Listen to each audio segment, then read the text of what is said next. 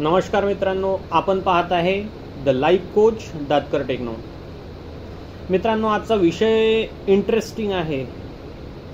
3 दिवसा अगोदरच लोकसभेचा निकाल आपल्यासमोर आलेला आहे. भाजपाला अपेक्षित यश भेटलेलं नाही आहे. म्हणून एनडीएचं सरकार स्थापन होणार का, की महाआघाडीचं इंडिया आघाडीचं सरकार स्थापन होणार? कोणाकडे नक्की किती सीट्स आहेत हे पण त्यामध्ये आपल्याला पाहावं लागेल. पण इंडिया आघाडीला बहुमत नाही आणि एनडीएला बहुमत आहे. भलेही त्यामध्ये भारतीय जनता पक्षाला बहुमत नाही आहे, पण भारतीय जनता पक्षाच्या 240 जागा आणि एनडीए घटक पक्षांच्या इतर जागा असं मिळून 292 जागांचं पाठबळ आहे. टोटल 292 जागा आहेत, सीट्स आहेत. म्हणून मोदी 3.0 काय सक्सेस होणार? काय मोदीजींचं सरकार 1 महिना टिकणार, की मोदीजींचं सरकार 6 महिने चालणार, 1 वर्ष चालणार, की पूर्ण 5 वर्ष कंप्लीट होणार? हा प्रश्न नक्कीच तुमच्या मनात आला असेल आणि सहज आहे, येऊ शकतो. कारण 2014 ची स्थिती वेगळी होती, 2024 ची स्थिती वेगळी आहे. आणि स्थिती वेगळी असूनच भारतीय जनता पक्षाला बहुमत नाही आहे, पण तरीही हे सरकार टिकणार असं वाटत आहे. त्याचं कारण असं की आज ज्या घडामोडी घडत आहेत,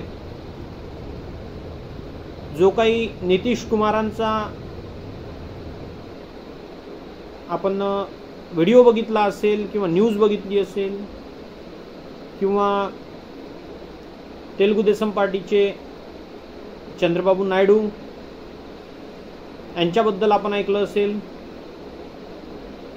त्या दोघांचाही भरभरून पाठिंबा. आम्ही कुठेही जाणार नाही, आम्ही मोदीजींसोबतच राहणार, मोदीजी जिकडे म्हणतील तिकडेच आम्ही जाणार, मोदीजी जिकडे पूर्व दिशा सांगतील तेच पूर्व दिशा आम्ही मानणार, एवढ्यापर्यंत माननीय नितीश कुमारांनी संसदेच्या हॉलमध्ये आज सांगितलेलं आहे.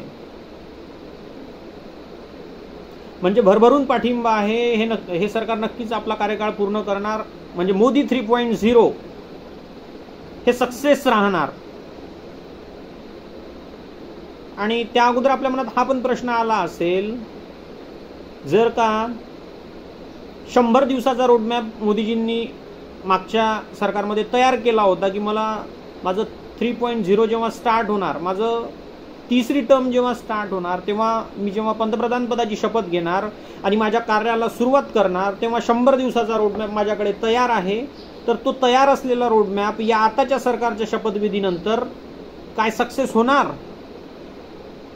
काय बाकीचे इतर घटक पक्ष जे आहेत, जे समर्थन करत आहेत, ते काही अडचण ठरणार का, किंवा ते काही प्रॉब्लेम मदत आणणार का? हा एक प्रश्न प्रत्येकाला भासवू शकतो, येऊ शकतो. म्हणून आजच्या ज्या वातावरणावरून असं वाटते, हे जे सरकार आहे नक्कीच आपले 5 वर्ष पूर्ण करेल. आणि जेही काही त्यांना विकास योजना लागू करायच्या आहे, जे काही देशासाठी चांगल्या गोष्टी करायच्या आहे, देशाचा GDP वाढवायचा आहे, देशाला एका उच्च पातळीवर न्यायचं आहे, विश्वामध्ये आपल्याला आपल्या भारताचं नाव रोशन करायचं आहे, आणि त्यासाठी प्रत्येक गोष्ट हे या सरकारला करावी लागेल. आणि त्या सरकारला ह्या गोष्टी करण्यासाठी बाकी इतर पक्षांचा पण पाठिंबा असणं गरजेचं आहे. कारण आता जे इलेक्शन झालं, आता जे रिझल्ट आलेले, यामध्ये फक्त भारतीय जनता पक्षाला 240 जागा मिळालेल्या आहे. तेलुगू देसम पार्टीला 16 जागा आणि जनता दल युनायटेडला 12 जागा, आणि इतर घटक पक्ष जे काही रिमेनिंग जागा असतील, असं टोटल 292 सीट्स एनडीएचे आलेले आहे. मागच्या 10 वर्षाच्या कार्यकाळात मोदीजींनी भारताचं नाव विश्वस्तरावर रोशन करून ठेवलेलं आहे, आपण पाहिलेलंच आहे. 10 वर्षा अगोदर भारताला कुणाचा पाठिंबा होता? छोटे छोटे देश भारतावर कुरघोड्या करायचे. पण आज कुणाची हिंमत नाहीये की कुणी भारताकडे वाकड्या नजरेने बघणार. आज आपला देश सर्जिकल स्ट्राईक करायला भीत नाही, कोणतेही धडाडीचे निर्णय घ्यायला आपलं सरकार भीत नाही. तर हे का बरं? तर हे फक्त लोकांनी दिलेल्या पाठिंब्यामुळे होऊ शकलेलं आहे. भरपूर योजना मोदी गव्हर्नमेंटच्या कार्यकाळामध्ये लागू झाल्या, इम्प्लिमेंट झाल्या, एक्झिक्यूट झाल्या आणि लोकांना त्याचा नक्कीच फायदा पण झालेला आहे. पण लोकांना एक गोष्ट समजावी लागेल, जर आपल्याला आपलं घर चालवायचं आहे तर ते स्वतःच्या बळावर चालवा. गव्हर्नमेंटच्या फ्री योजना घेऊन, फ्री अन्नधान्य खाऊन आपण पुढे जाणार नाहीये. आपल्याला कमवणं शिकावं लागेल. कसं कमवावं लागतं हे आपल्याला शिकावं लागेल. तुम्ही जर हा विचार करत असाल की गव्हर्नमेंटने मला 5,000 10,000 रुपये महिना द्यावा आणि मी घरी बसून खावं, देरे अरी पलंगावरी, आय थिंक हे बरोबर नाही आहे. म्हणून स्वबळावर जगणं शिका. स्वबळावर जगाल तर खूप काही करू शकाल आणि दुसऱ्याच्या भरोशावर जगाल तर एक दिवस धोका भेटणार. आणि किती दिवस जगणार, किती दिवस सरकार तुम्हाला पोचणार, हा पण एक महत्त्वाचा मुद्दा आहे. दुसरं, 10 वर्षामध्ये जे शेअर मार्केट आहे ते शेअर मार्केट खूप एका उच्च पातळीवर जाऊन पोहोचलेलं आहे. एक्झिट पोल नंतर 3 तारखेला मार्केट खूप छान होतं. एक्झिट पोलनुसार असं वाटत होतं की 350, 360, 380, 400 पर्यंत एनडीएला जागा मिळतील. पण जेव्हा 4 तारखेला रिझल्ट आले तेव्हा असं झालं नाही. त्यामुळे 4 तारखेला बाजार क्रॅश झाला. अक्षरशः करोडो रुपयांचा चुराडा झाला मार्केटमध्ये. त्यामध्ये मोठे इन्व्हेस्टर, छोटे इन्व्हेस्टर, सारे रिटेल इन्व्हेस्टर्स बुडाले त्या दिवशी. पण असं का? तर अपेक्षित होतं लोकांना की मोदी गव्हर्नमेंट किंवा एनडीएच्या 350 ते 400 जागा येणार, पण तसं झालं नाही. त्यानंतर फॉरेन इन्व्हेस्टरची उदासीनता, त्यामध्ये बीजेपीला बहुमत नाही. त्यानंतर लोकांची भावनिकता, लोकांची भावना जुळली की आता मोदी गव्हर्नमेंट बसणार नाही, पुढचं सरकार मोदींचं राहणार नाही, विकास होणार की नाही होणार हा एक मोठा क्वेश्चन मार्क त्यांच्या मनामध्ये आला. आणि म्हणून त्यांनी प्रॉफिट बुकिंग सुरू केलं. जे शेअर्स माझ्या अकाउंटला होते ते त्यांनी विकून टाकले. जे त्यांच्या अकाउंटला जे काही पोर्टफोलिओ होता त्यांचा, खूप साऱ्या लोकांनी आपले शेअर्स विकून टाकले. काही विचार केला नाही मागचा पुढचा काय होणार आहे. कारण त्यांना काही काळासाठी समोरची जी दिशा आहे ती अंधकारमय वाटत होती आणि त्या अंधकारमय दिशेने जाऊन बुडल्यापेक्षा आज आपण मोकळं व्हावं असं त्यांना वाटत होतं. 5,000 अंकांनी बँक निफ्टी त्या दिवशी लाल अंकामध्ये दिसत होती. 1,1500च्या जवळपास निफ्टी त्यामध्ये लाल अंकामध्ये आपल्याला दिसत होती. असं का?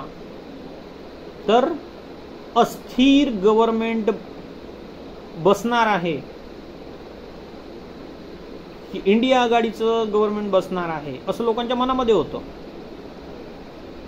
पण कालचं जर आपण मार्केट पाहिलं, त्या अगोदरचं मार्केट पाहिलं तर मार्केटमध्ये पॉझिटिव्ह साईन दिसलेली आहे. आणि आजच्या घडामोडीनंतर आज पुन्हा शेअर बाजार उच्चांकावर आहे. 3 जूनची जी लेवल होती त्या लेवलच्या वर आहे असं आपल्याला म्हणायला वावगं ठरणार नाही. पण आता नेमकी पुढची दिशा काय? खरंच शेअर बाजार पुढे वाढणार का? खरंच हे सरकार पुढे व्यवस्थितरित्या चालणार का? हा एक चिंतनाचा विषय आहे. की एका भीतीने मी माझं पूर्ण पोर्टफोलिओ खाली करून टाकणार, मार्केटमध्ये इन्व्हेस्टमेंट करणार नाही. पण आता जे गव्हर्नमेंट स्थापन होणार आणि आजच्या ज्या घडामोडी आहेत त्यानुसार आपल्याला एकच दिसत आहे की हे सरकार नक्कीच 5 वर्ष पुढे चालणार. 5 वर्ष इतर सगळ्या पक्षांचा त्यांना पाठिंबा राहणार. विरोधी पक्ष त्यामध्ये धुळगूस घालायला मागे पुढे पाहणार नाही. नक्कीच तोडाफोडीचं राजकारण त्यामध्ये होऊ शकते. पण मोदीजी आणि अमित शहाची जोडी आता पुढे काय करणार, नेमकं पुढची त्यांची दिशा काय राहणार, पुढचे त्यांचे निर्णय काय राहणार, देशासाठी ते कोणते महत्त्वाचे निर्णय घेणार, हे आता येणारा काळच आपल्याला दाखवणार आहे. तर पाहूया नेमकं आता पुढे काय होणार आहे. मोदीजींच्या सपोर्टमध्ये नितीश कुमार, चंद्रबाबू नायडू, एकनाथ शिंदे, अजित पवार, जितन राम मांझी, चिराग पासवान आणि इतर पक्षाचे जे नेते आहेत आणि काही अपक्ष जे मेंबर ऑफ पार्लमेंट निवडून आलेले आहेत त्यांची पण मोदीजींना साथ लाभणार आहे. तर बघूया आता पुढे काय होते. मित्रांनो, माझा व्हिडिओ जर आवडला असेल तर नक्कीच लाईक करा, शेअर करा आणि माझं चॅनल सबस्क्राईब करायला विसरू नका. जय हिंद, जय महाराष्ट्र.